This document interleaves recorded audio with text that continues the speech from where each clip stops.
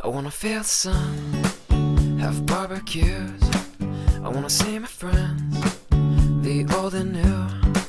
We'll turn on the game and share some laughs, and we'll play this and that. And now we'll say goodbye to rainy days, to the colder nights and the empty trees. Hi, I'm Michael Marshall, and in this video I will discuss the basics of solar panel systems. If you've ever had an interest in exploring solar energy for your home and don't really know where to start, then you've come to the right place. I will be discussing important topics such as, can you even get solar, general system layout, and the three main types of solar energy. Enjoy! Feels just like a beautiful day, a beautiful day, a beautiful day, a beautiful day.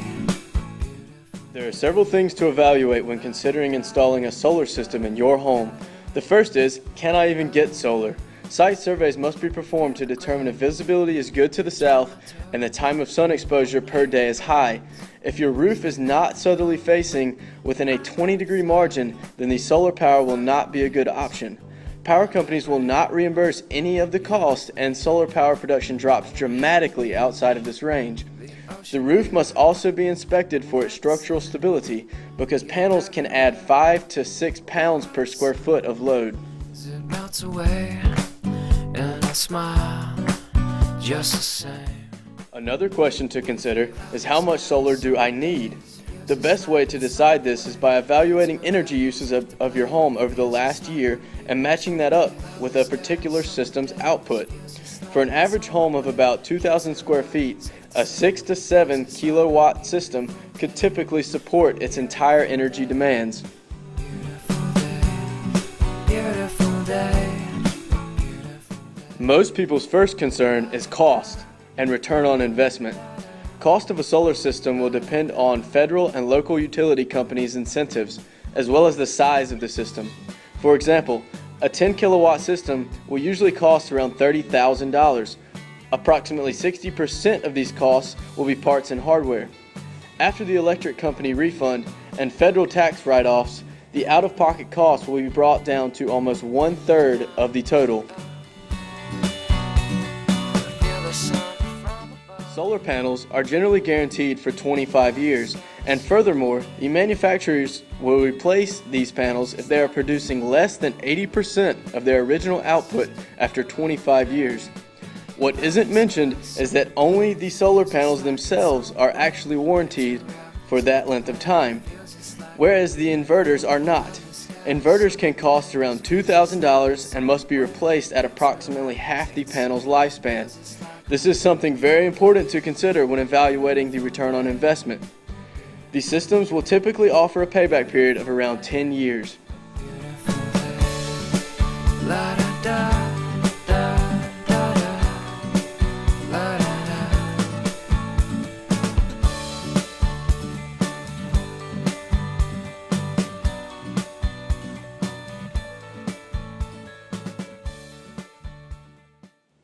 Solar panels are most commonly located on the roof, however can also be placed on the ground in very open areas. Rather than screwing panels into the roof directly and piercing the waterproofing membrane, solar panels are usually installed on ballasts, or metal racks that secure the solar panels and angle them for optimum efficiency. Weights, such as landscaper blocks, are often used to hold the racks and panels down to the roof in times of high wind.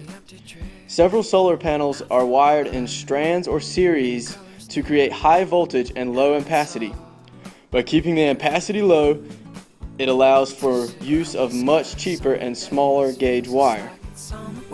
Kids are out, safe to play, and it feels just like a beautiful day. All of the power cables then combine into a central cable, which runs from the roof and into an inverter, which is usually placed inside a garage. The inverter converts DC current to AC current so that the home can use the power. The inverter directly feeds power into the breaker. For systems with battery banks, charge controllers and series of batteries can be installed in the system either before or after converting the current to AC power. I wanna hear the birds as they come and go, and I love to fly. If I had wings and I'd bring you with me.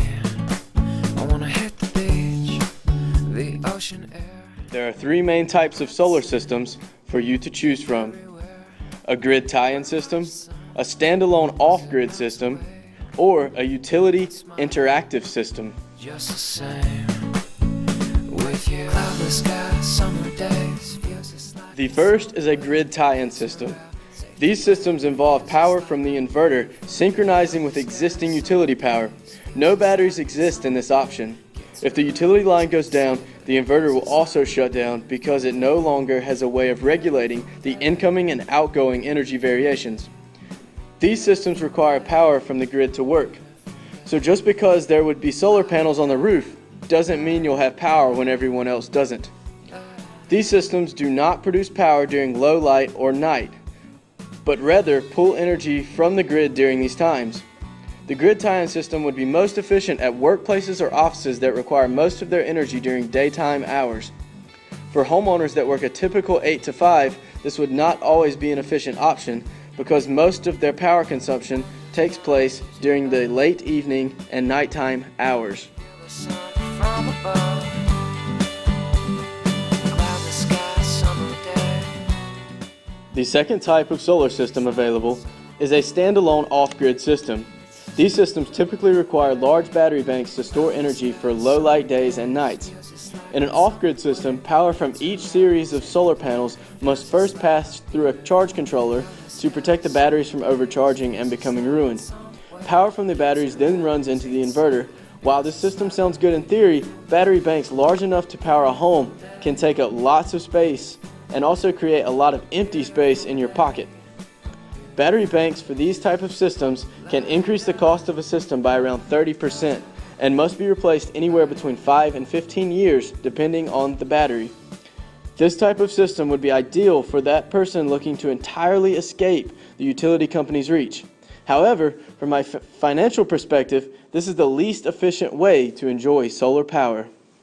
I wanna feel the sun, have barbecues. I wanna see my friends, the old and new.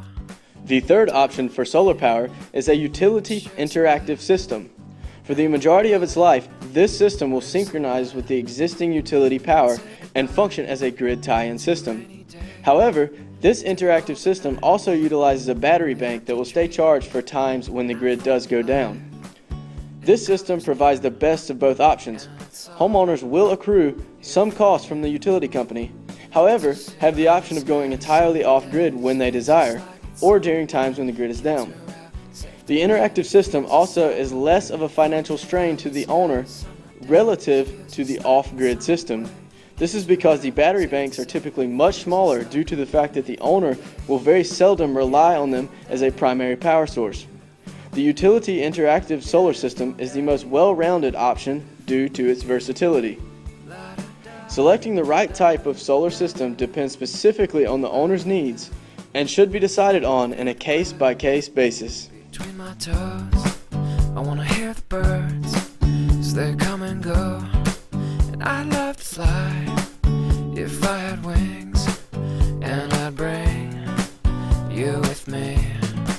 I wanna hit the beach, the ocean air. So, in conclusion, it is best to choose the option that best suits your individual needs. One last thing that I would like to point out is that yes, many people have successfully installed solar panel systems on their own. But I do have to recommend professional installation for any system that is wired into existing utility grid. The added cost will all be worth it when you're not the one dealing with months of paperwork, permits, and inspections that wired-in systems require. Beautiful day, beautiful day, beautiful day, beautiful day, la da da da. I'm Michael Marshall. Thanks for watching and best of luck with your solar project.